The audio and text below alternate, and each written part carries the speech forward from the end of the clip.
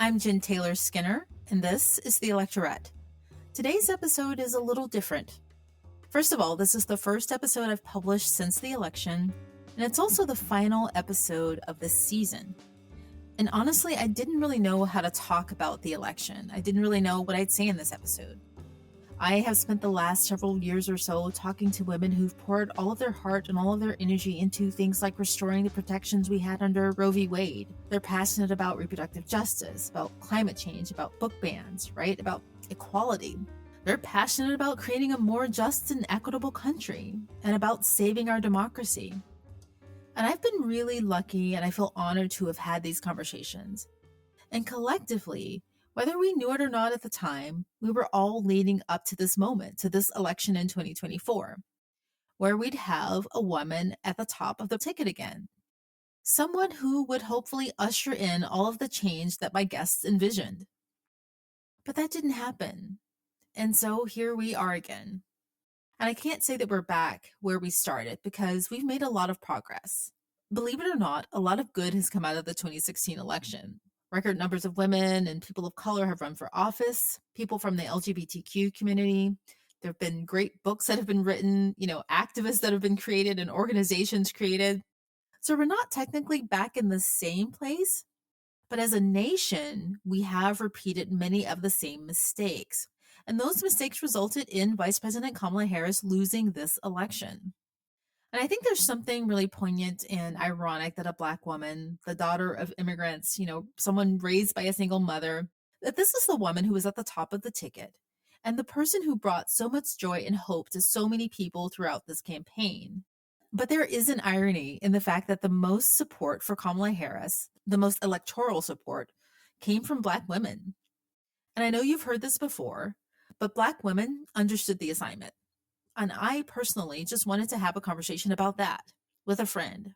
Because I think when you can't quite get your thoughts together or you can't quite articulate how you feel, you should talk to a friend. And for me, that friend is Leta McCollough Seletzky. Leta has been on the electorate a few times. She's an activist and she's an amazing writer. Her book titled The Kneeling Man is a must read. We did an episode about that. This episode with Leta is not like my other episodes. It's not formal, it's more conversational. And I just wanted to talk to a friend about what this election meant and what this loss meant to us as two Black women. And also, there's another thing that I want to warn you about in this episode.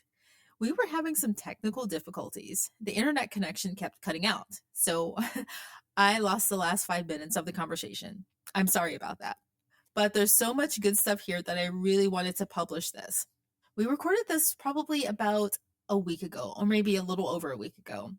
And the conversation is great, but the recording is imperfect, much like our country.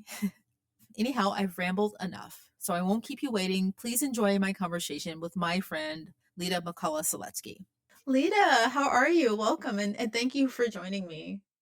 I am doing well. Thank you so much for having me. How are you? I'm doing fine. Am I doing fine? I can't say I'm doing fine. I can't say I'm doing fine. I waffle back and forth between the two. And I just want to preface our conversation for the listeners by saying that, you and I had scheduled this conversation before the election, right? And some things came up and we had to reschedule. And now this conversation is going to be different because it's post-election. And I've kind of changed the format a little bit. It's not, formal. It's more of an informal, friend to friend conversation.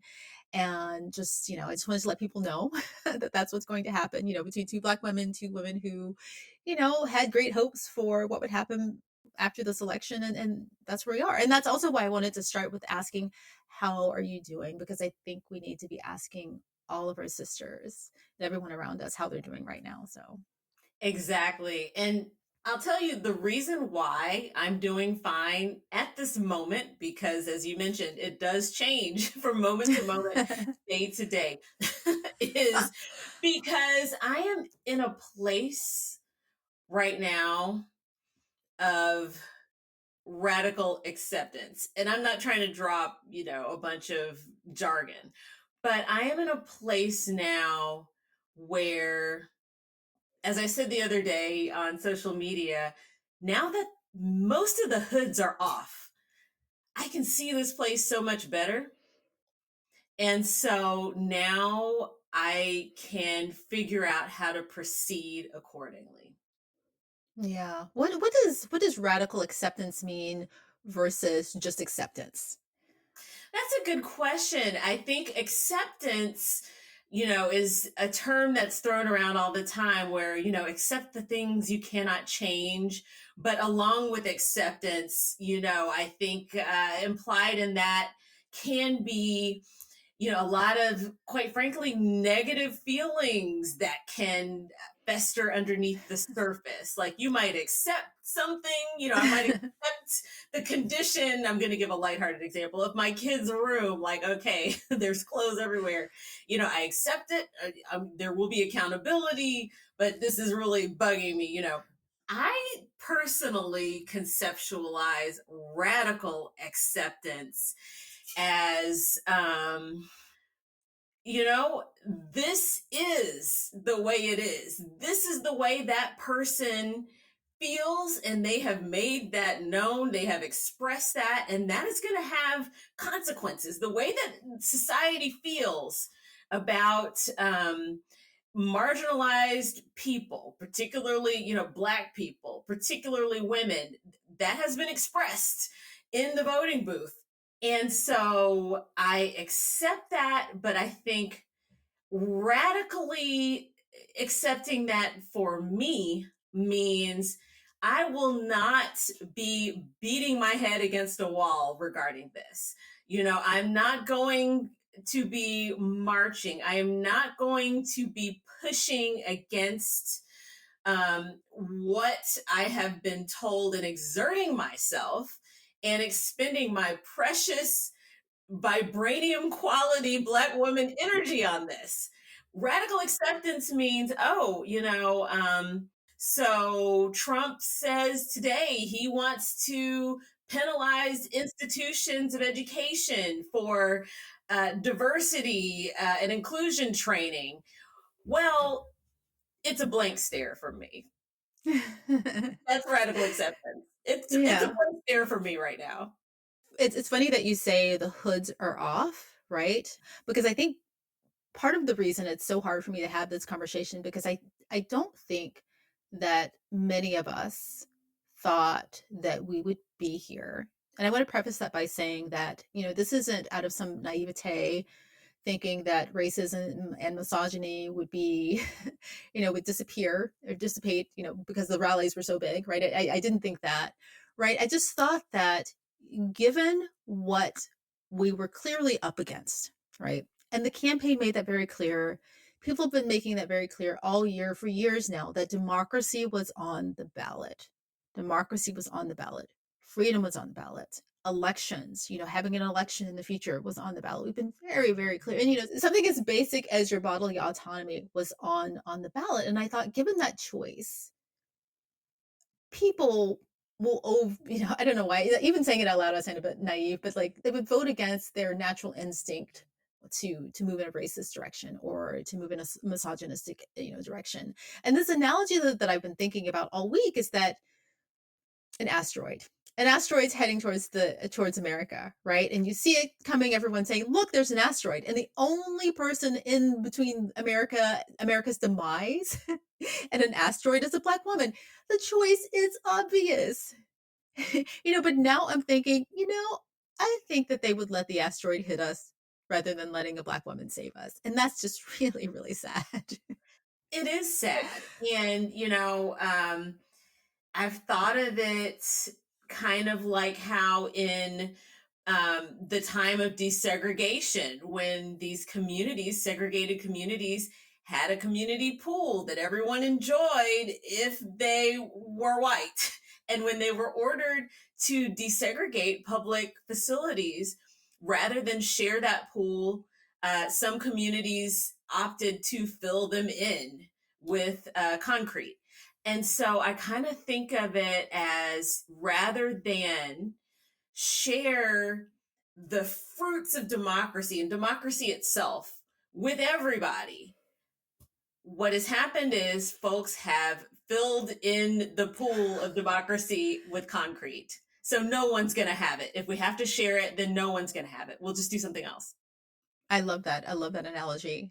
I think I saw your post on social media about that.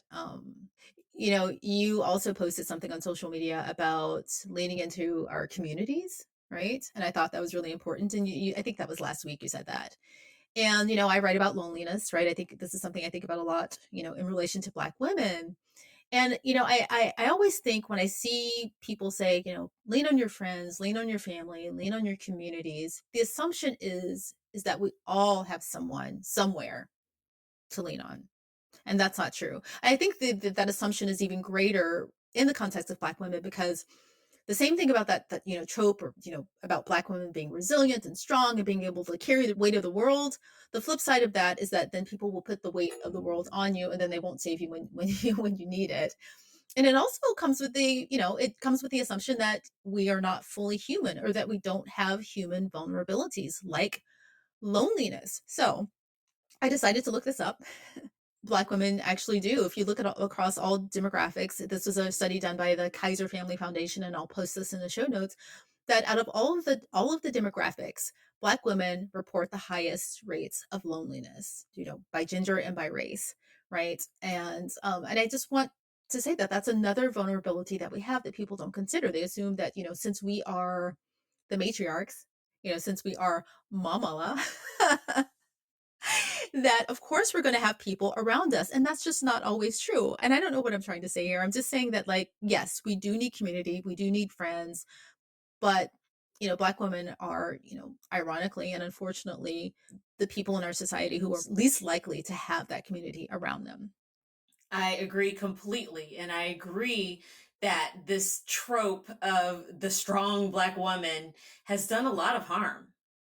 And while I do think that survival of, whatever this next administration will bring will depend on community, I think that, that is going to be our strength and our shelter. I think that community is really a verb more than it is a noun. So it's what we do in terms of, finding community, seeking and finding community, but then also for those of us who are more isolated, who do experience more loneliness, community means reaching out and bringing people in, calling people in. And I think that we have some interesting tools to do that. And oftentimes, the internet and technology are blamed for siloing people, rightfully so, and exacerbating this phenomenon of loneliness. But at the same time, it can be a powerful tool for community, for getting to know people and connecting with people that we would never cross paths with in real life, so to speak, offline. And so I think that we need to bring all those tools to bear. And, whether it's social media, where, I mean, I personally have met so many great people, yourself included, even though we're from the same hometown, but our paths happen to cross on social media. And I think, that is a great platform potentially for meeting like-minded people and, taking the online community potentially even offline. And so we have to get creative and kind of reimagine what community looks like, and making it fit our particular circumstances. Yeah, yeah. And I just want to talk about the community a bit more, in that community doesn't necessarily mean, meeting up for game night, right? Because maybe under this next administration, there won't be any more game nights. Yeah, and I'm honestly personally not a game night person, Yeah, so yeah. the shuffleboard, like, no thanks. So, Yeah. And when you were saying that, for some reason my mind went to those blue friendship bracelets, right? oh Um, no, no, no, no, yeah. Okay, right, right, right. Well, okay, here's where I'm going with that. So there was this trend, for people who don't know. So following the election, a lot of I think white women wanting to do something, right? I mean, wanting to do something to show their solidarity, I think, with Black women and women of color. I think they were wearing or making blue friendship bracelets, right? Um, And I was thinking about like, okay, fine. Like, what are the ways that you could actually help, right? And I think that in this moment, considering the fact that if we accept the fact that all Black women don't have community, right? You should check on people, right? Reach out to people and make sure that they do have someone to turn to as things, inevitably get worse and worse.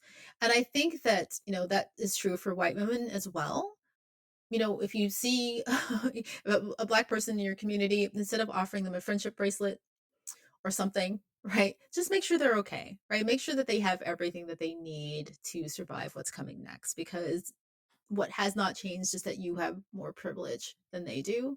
And the chances are you have something that may be helpful to them. Like they may not come join your book club, they may not join your your game night, but community doesn't necessarily mean that you're going to be best friends, right? It's just making sure that the people around you are okay.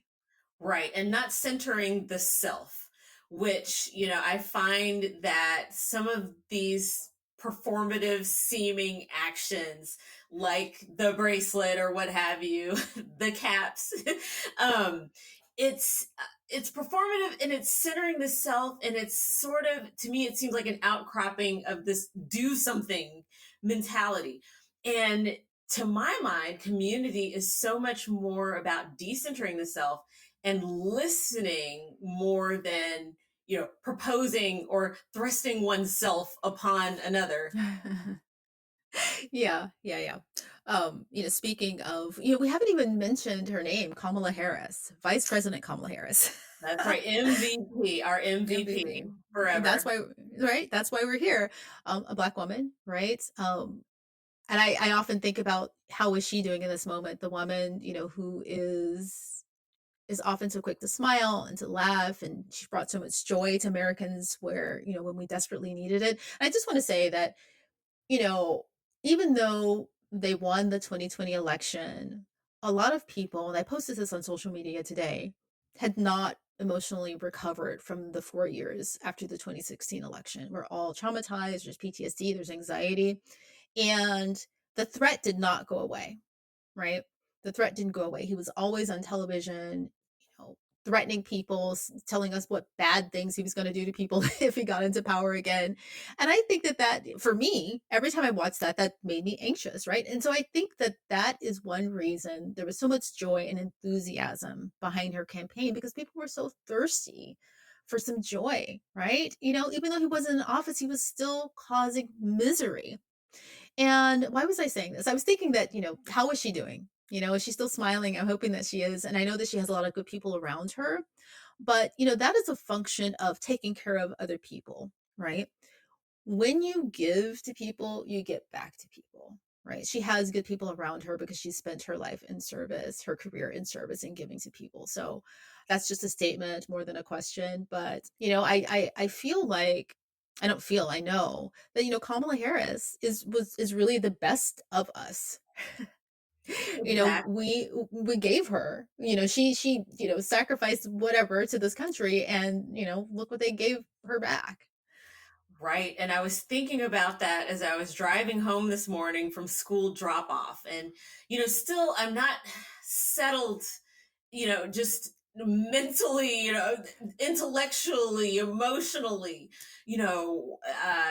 what to make of this. But I thought about, and it's a sad thought, but that up until election day, I still had this feeling and belief that, of course, we know there's inequity, baked into this cake. We know that there's discrimination on many levels, but at the end of the day, ultimately, we are a meritocracy in many ways, in many important ways, and that, the best person will be recognized for being the best person.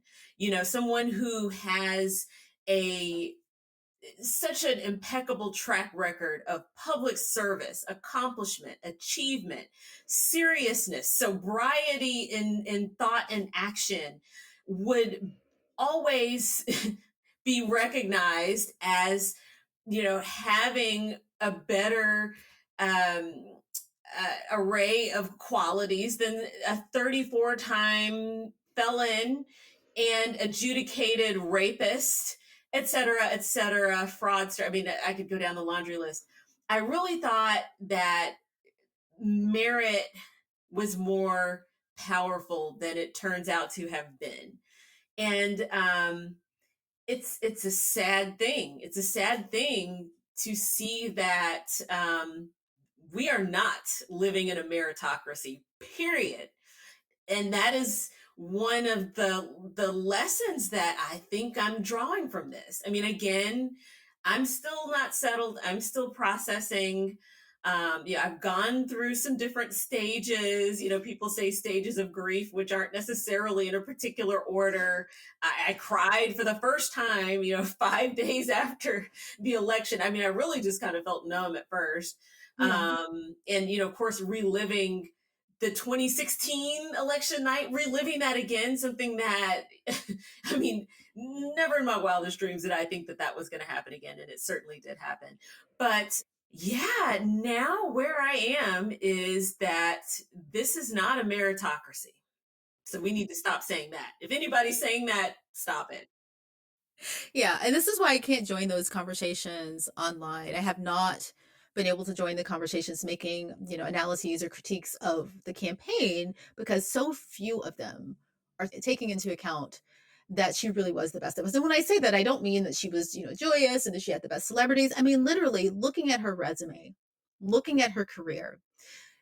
She is the only person who's run for president who's worked in all three branches of government. I have never seen a campaign in my lifetime that delivered the level of detail and the number of policy plans that she delivered, right? And, every time someone did say something during the campaign that was, a critique or a criticism of something that they were or were not offering, she would respond to that. And she would respond to that in detail. So she was telling them, her message wasn't hidden. It was there. For take, the plan for Black men, for instance. People were saying, you're not reaching Black men. You're not, they don't have a plan. She came out with a detailed plan. She started going to barbershop. She responded every time the American people said, we need this from you. And she gave that to them. Right. So, that just brings me to the next thought I had. There's a video that went viral from the mayor of Baltimore, Mayor Brandon Scott, and he said this country doesn't deserve Black women, right? And that nearly brought me to tears because he's so right. Oh, he's 100% right. And I mean, that's where I am.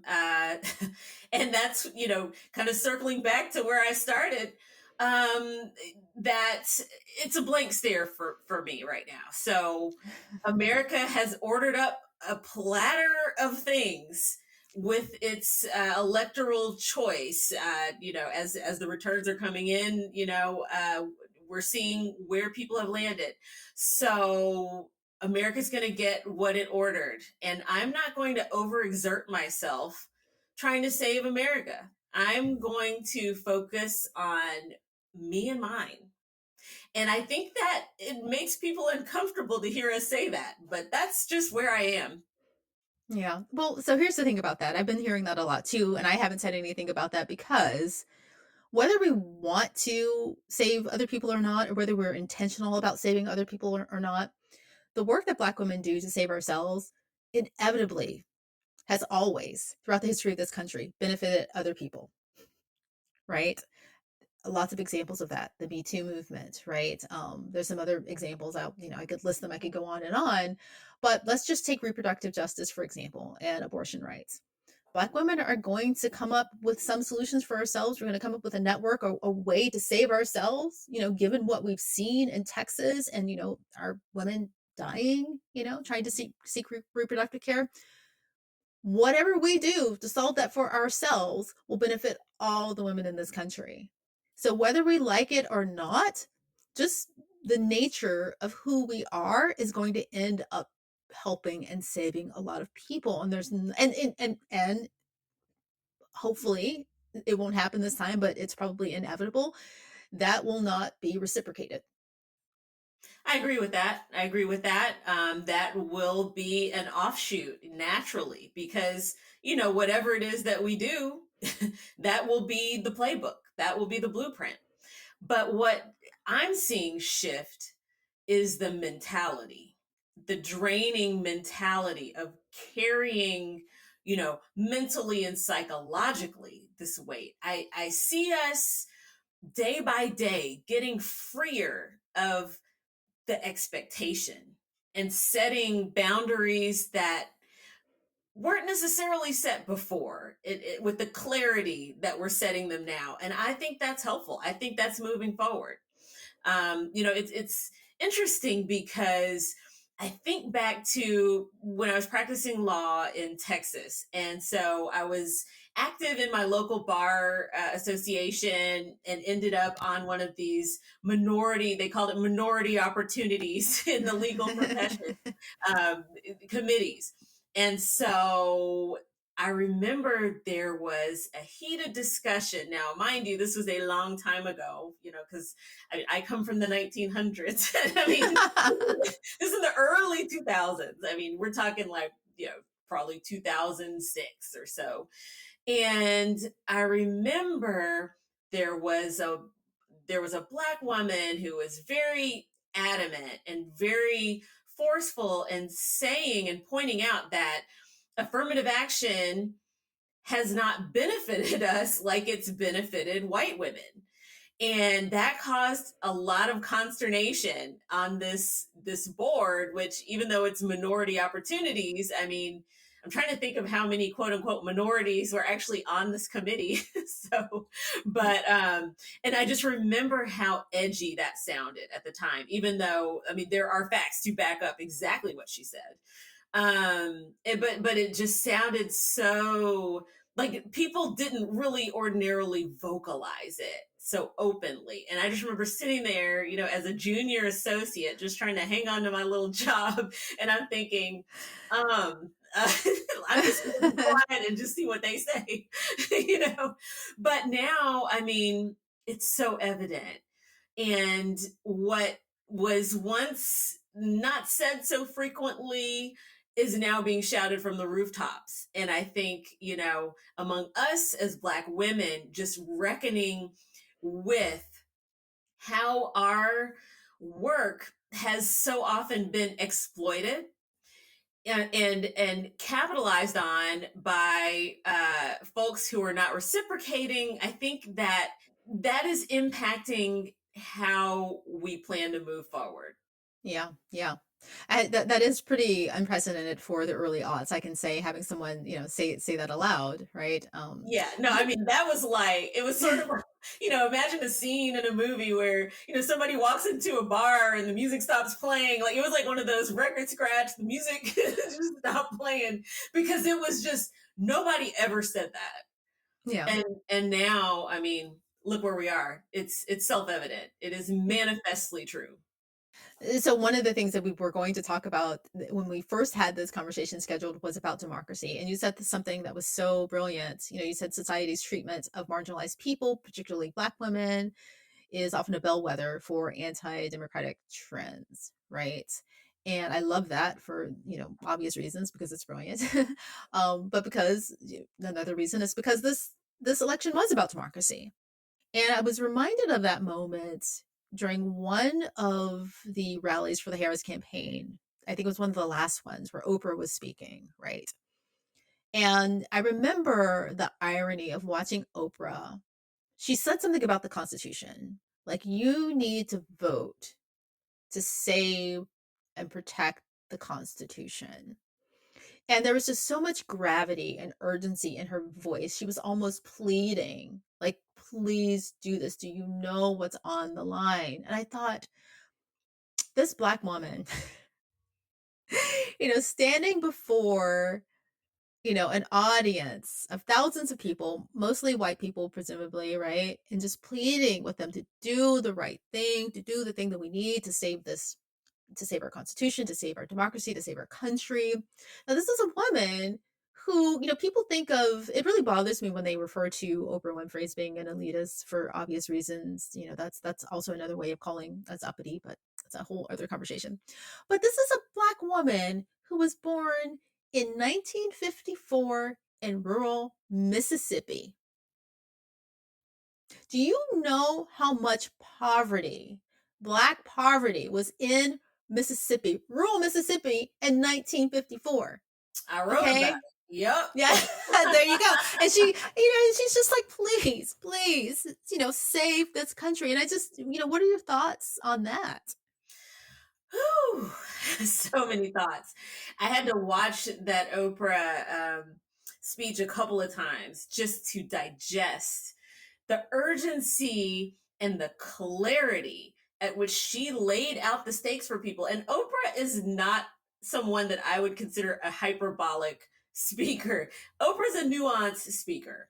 And she has been just, you know, telegraphing, speaking, yelling, trying to get people to understand.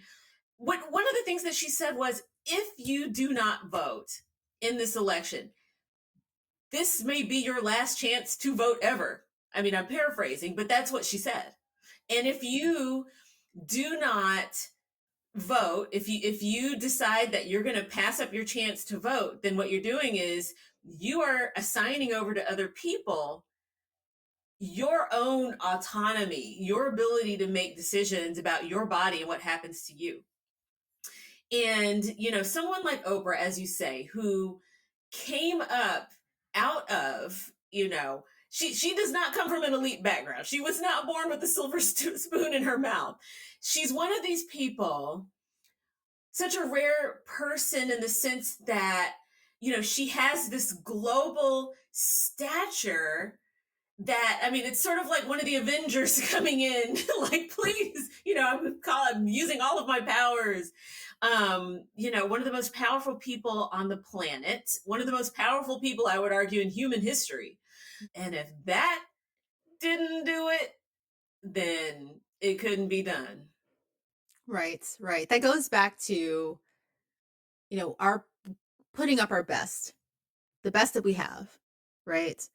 Oprah, Beyonce, like they're all the best in their own right, The Obamas, both of them. Obamas, Kamala Harris, right? Yeah. And also behind the scenes, and I wrote a piece about this. Behind the scenes, the Black women who paved the way for Harris to get this nomination, they've been working Win with Black Women. Win with Black women. Joteka Edie, Donna Brazile, Rachel Mignon, Nordlinger. there you go. These are the people don't know what's happening behind the scene. And also we were all marveling at the DNC and how massive and how incredibly impeccably was pulled off. I can't really find the words. That the convention this year was like none I've ever seen. A Black woman was behind that, Mignon Moore. So all of these women who were behind Kamala Harris's rise to the nomination, these are the players behind the scenes. These are probably some of the most powerful Black women in DC, right? And I don't really know where I'm going with that, other than to say that, we sent, the Avengers of Black women to save democracy, right? And America said, nope, no thanks. Absolutely. We'll take the asteroid. We'll take the asteroid. Because America rejected excellence itself. There you go. Yeah. And then, I know we haven't talked about the opponent, and I don't think I really want to sully this conversation by talking about him really. We don't really need to go there.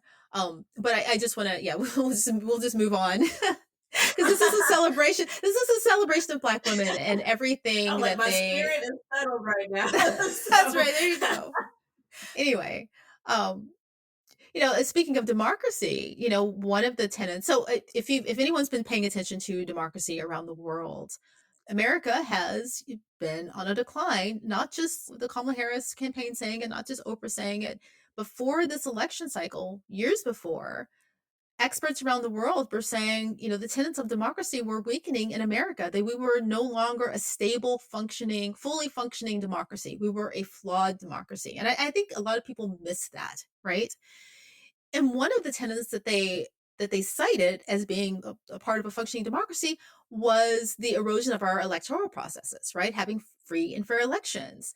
And A lot of people miss that this time around, right? And I talked about this on social media, and something that for some reason isn't talked about enough on in mainstream media is we have not had free and fair elections for, well, since forever, since the Voting Rights Act was passed. But just in recent, electoral history, 2016, the year that Hillary lost, that was the first election that we had without the full protections of the Voting Rights Act, right?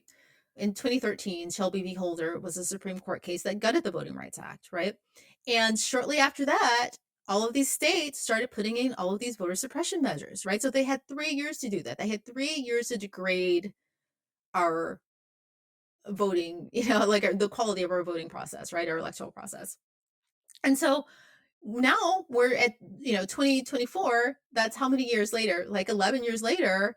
What do you think that they've done since then, on top of the fact that the Voting Rights Act has been gutted now for over a decade, right? We haven't been able to restore that, and there's one party and only one party responsible for that, and that's the Republicans, right? Not to mention, that on top of the bomb threats that were happening during this election cycle at all of the black precincts and all of the Democratic precincts. That is an example of how our democracy is falling apart. So again, that's just another reason why you cannot put this on the competence of the black woman candidate, right?